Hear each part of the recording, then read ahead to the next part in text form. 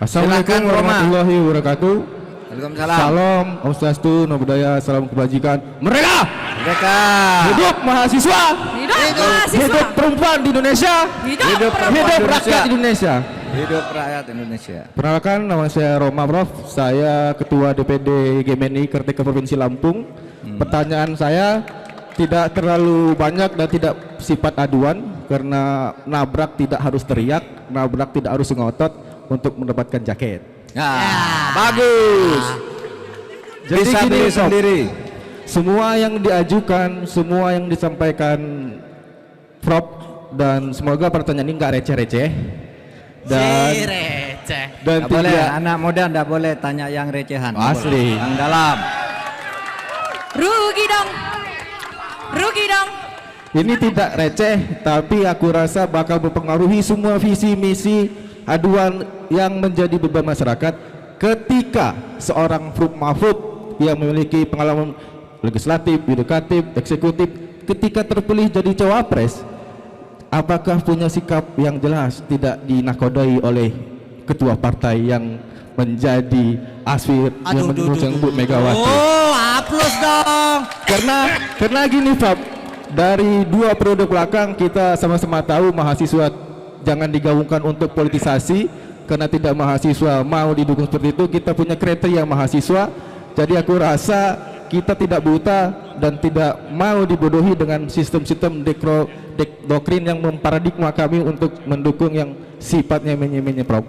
Karena kami mahasiswa akan ultimatum sejak hari ini. Sempat ku sampaikan di kafe sebelumnya, kami ultimatum ke TPM pusat ketika seorang Ganjar Pranowo dengan Prof Mahfud menjadi capres cawapres 2004-2009 masih harus diskusi di belakang meja. Aku rasa itu tidak clear sebagai capres cawapres. Sekian, terima kasih. Wassalamualaikum warahmatullahi Berdiskusi wabarakatuh. kepada apa?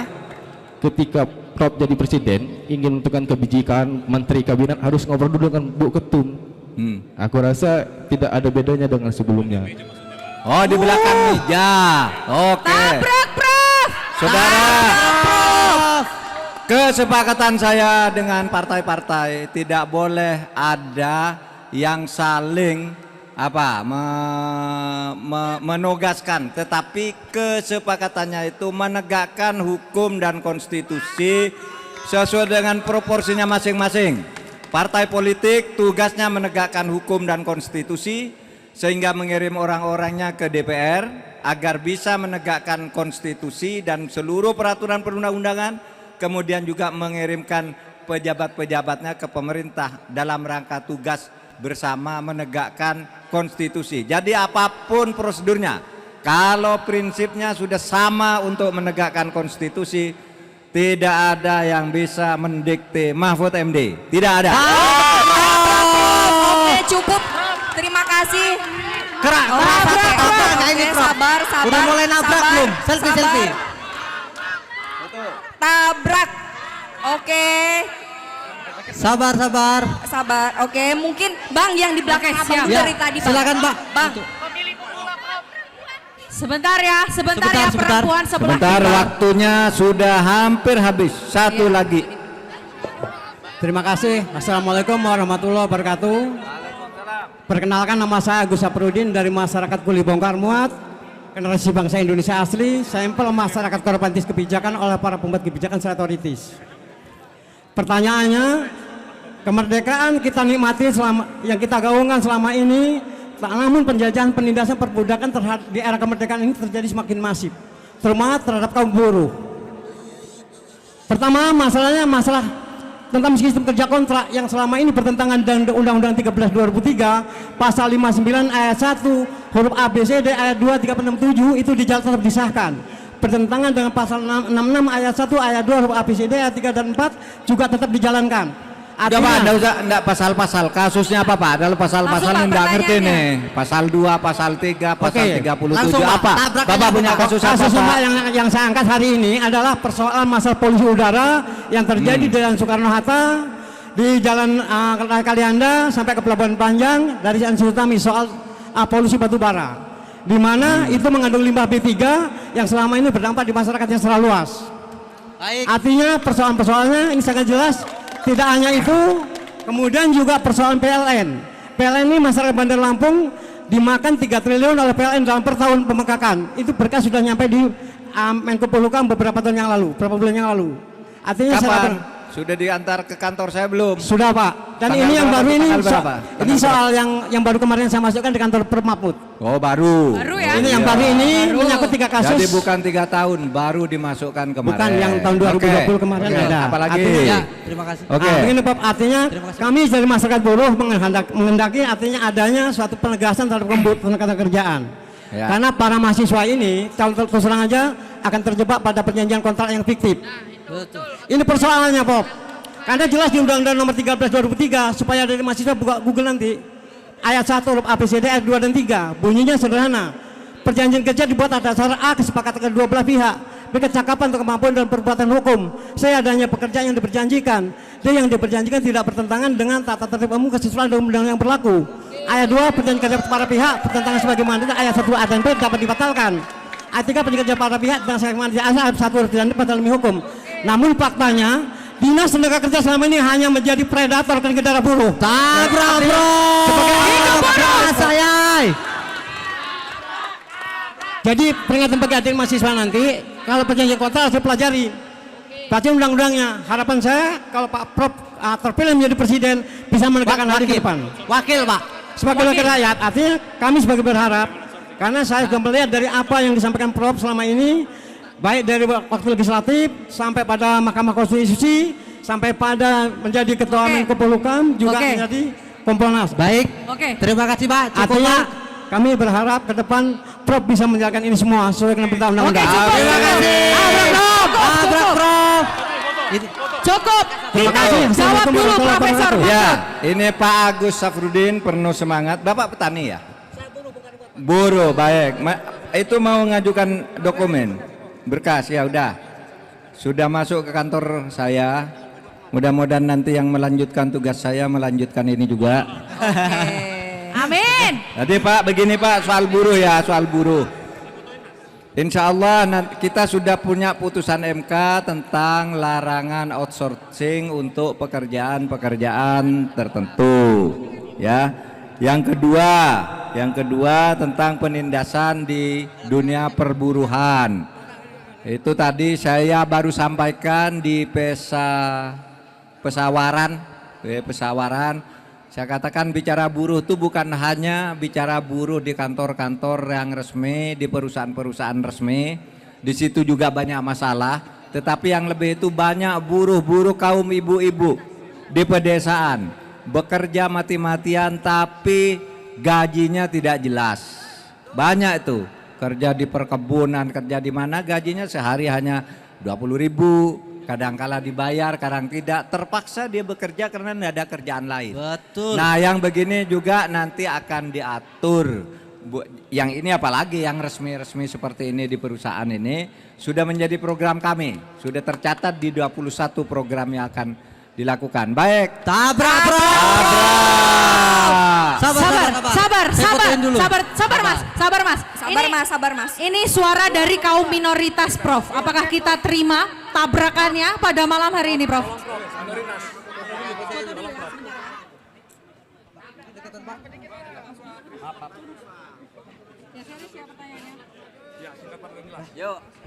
Oke.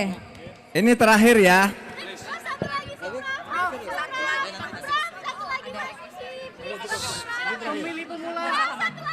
Terima kasih dari buruh. Selamat Bentar, malam. sebentar. Selamat malam semuanya. Selamat malam Prof. Saya alumni Hukum Universitas Sriwijaya. Saya mewakili kaum minoritas. Sorry to say untuk teman-teman. Bangsa ini adalah masyarakat yang majemuk. Diki Saragi. Saya hanya minta, apakah saat Bapak nanti terpilih menjadi Wapres, apakah Bapak mampu untuk mencabut SKB 2 Menteri tentang pendirian rumah ibadah? Kasih Karena habisnya. selama ini ada pihak-pihak tertentu, forum-forum dari bersama dari lurah dan lain-lain, FKUB, adanya tanda tangan, perlu tanda tangan dari beberapa pihak, dan itu sangat menyusahkan kami, khususnya kaum minoritas, Kristen, Konghucu, Buddha, Hindu dan lain-lain, untuk mendirikan rumah ibadah. apakah saat Bapak nanti, karena divisi misi Bapak saya belum melihat, sorry to say, tapi apakah Bapak mampu untuk meyakinkan kami, kaum generasi milenial, untuk memilih Bapak menjadi wakil presiden untuk memperjuangkan hak-hak kaum minoritas. Terima kasih. Baik, Prof. Tahan dulu, Mas. Duduk. Duduk dulu, Mas. Saudara, Bang, untuk sabar, Bang. untuk mencabut SKB itu sebelum Orde Baru itu peraturan perundang-undangan. Sekarang tidak boleh ada yang namanya SKB, tapi SKB yang lama itu sekarang berfungsi sebagai peraturan perundang-undangan. Oleh sebab itu, SKB ini sudah lama dibicarakan dan dipersilakan diajukan ke Mahkamah Agung. Karena SKB di masa dulu itu sekarang padadannya adalah peraturan. Kalau peraturan itu cara membatalkannya melalui judicial review ke Mahkamah Agung. Silakan, jangan diminta apakah sanggup mencabut. Dia belum tentu, ini peraturan nih. Kalau peraturan tuh tidak ada salah apa-apanya, misalnya karena pada waktu diperlukan. Kok mau membangun rumah ibadah harus didukung oleh sekian orang. Itu bagi Anda yang merasa mungkin di Jawa, di mana. Tapi sama juga tuh berlaku bagi orang Islam loh. Yang di Bali juga harus begitu syaratnya. Nggak ada, ditolak oleh masyarakatnya. Di NTT juga sama, di Manado sama, harus dipenuhi syarat itu. Itu berlaku sama, cuma kebetulan Anda menjadi minoritas di suatu tempat. Orang Islam tuh minoritas di Bali, minoritas di NTT, minoritas itu sama perlakuannya dengan yang minoritas lain. Tapi ini sudah menjadi perhatian. Kami sekarang sedang membuat perpres ya tentang FKUB. Sekarang akan ditata dan akan masuk ke persoalan-persoalan seperti ini. Ya, dulu Mas Diki itu dulu ada kasus namanya Gereja Yasmin. Sejak tahun 2006 itu menjadi sengketa. Tidak selesai-selesai, ribut antara masyarakat dengan pemerintah, masyarakat dengan masyarakat dan sebagainya. Tapi pada bulan Juni kemarin Gereja Yasmin itu saya bersama Wali Kota Bogor yang menghidupkan kembali agar operasional dan sekarang sudah jalan. Tabrak, Prof. Ayo. Selfie Betul dulu, sabar. Sebentar Mas. Dari tadi penanyanya dari laki-laki, saya mau dari perempuan. Ya, dari Silakan, Mbak. perempuan, sorry. Dari perempuan, mohon Sebentar maaf. ya. Sebentar ya Mas Saudara, ya. kalau mau minta bicara jangan minta ke saya. Ini ada 3 moderator yang menentukan. Oke Ya, ya. Silakan, saya Silakan, hanya Bu. menentukan jatahnya kurang 1 orang. Prof, sebelumnya perkenalkan, maaf saya tremor ya teman-teman. Saya Arifah Hasanah, saya mahasiswi. Arifah Hasanah, dipanggil Afah. Ya. Tahan, tolong tahan. Prof, saya ngefans banget sama Prof Mahfud. Lanjut. Tapi sejujurnya Prof, saya mau jujur, saya itu pendukung paslon nomor 1. Jadi pertanyaan ini sangat menentukan, jawaban Bapak sangat menentukan pilihan saya untuk di 14 Februari nanti. Pertanyaannya, Pak, saya mau nanya tentang aksi Kamisan, Pak. Aksi Kamisan. Teman-teman di sini pasti udah pada tahu aksi Kamisan. Sebelumnya saya mau ngasih tahu kalau aksi Kamisan itu tidak hanya berlangsung 5 tahun sekali, tapi itu setiap hari Kamis ya Pak. Kemarin baru ulang tahun yang ke-17. Saya mau tanya Pak, simple saja pertanyaan saya. Apa yang akan Bapak lakukan ketika Bapak sudah menjadi wakil presiden untuk terhadap aksi Kamisan? Apa yang akan Bapak lakukan terhadap keluarga-keluarga yang harus ditinggalkan yang terhadap aksi Kamisan tersebut? Pokoknya kalau Baik, cukup. Keluarga korban, oke. Kasih aplaus Jadi dulu. saudara, duduk Sabar.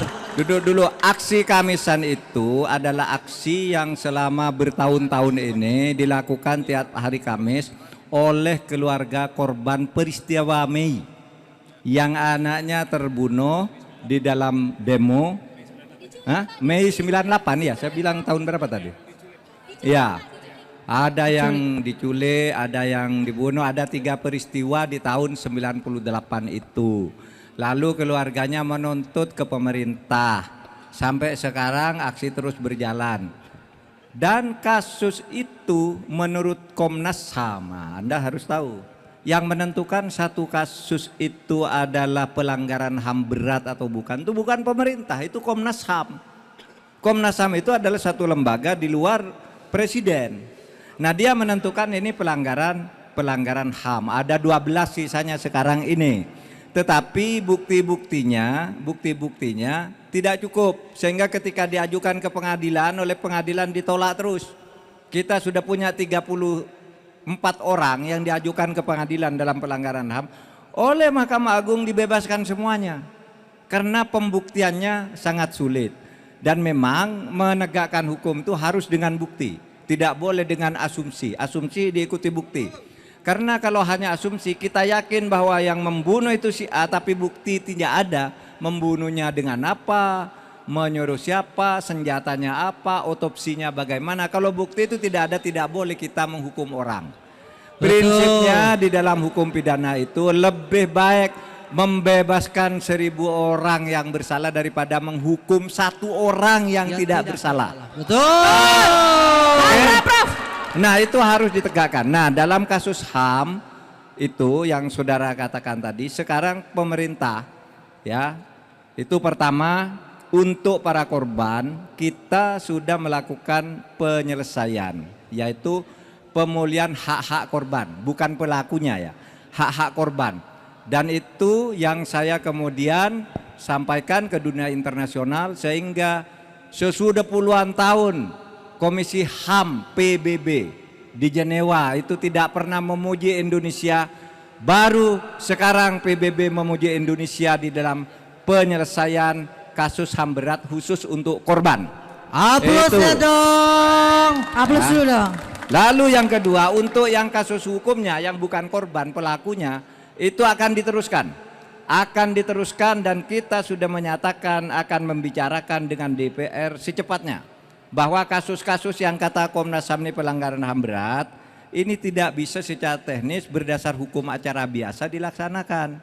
Oleh sebab itu DPR sekarang mau apa, nanti pemerintah akan melakukannya. Gitu? Oke.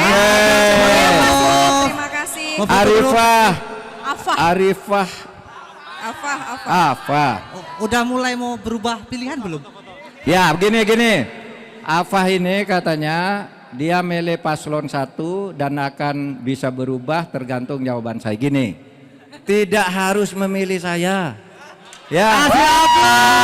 Tabrak Prof. Pilih kepada seluruh rakyat Indonesia, saya minta pilih yang menurut saudara benar dan bisa melaksanakan tugasnya. Luar biasa. Saya itu tidak pernah, kamu pilih saya ya. Enggak. Pilih yang benar. Pilih yang benar. Agar negara ini menjadi lebih baik. Tapi kalau saya dianggap benar di dalam program ini, ya terima kasih, pilihlah saya. Iya. Tabrak.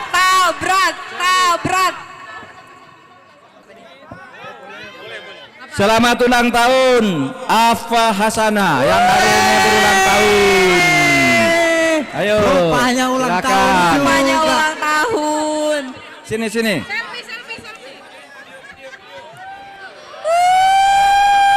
Gemeteran ya. Jadi Oke, tukang cukup, foto terima ini kasih. saya. Terima kasih, Mbak. Cukup ya. Cukup ya, Saudara, cukup ya, ini terima jaket kasih. bomber ini mau saya buka. Saya tidak tahu mana yang terbaik. Tetapi saya serahkan 3 moderator nih ya. Siap, oke. Kamu menentukan jaket ini mau diberikan kepada siapa? Ya, dari penanya tadi. Siapa Bang Memol? Saya sendirilah. Ya, saya buka. Moderator nggak usah. Siap. Ayo, silakan Oh. Bang Yafril. Mamas sini aja lah. Yang sangat menggebu-gebu. Oke. Saya tabrak Bapak. Iya. Ya, ini Pak. Ya, Prof. Oke, Kompak sudah. ya, kompak ya. Kompak. Deal. Silakan Mas Yafril, diabadikan teman-temannya. Alhamdulillah. Mantap. Sukam. Oke, cukup. Oke. Tatset Ganjar Mahfud nomor 3. Baik, siap.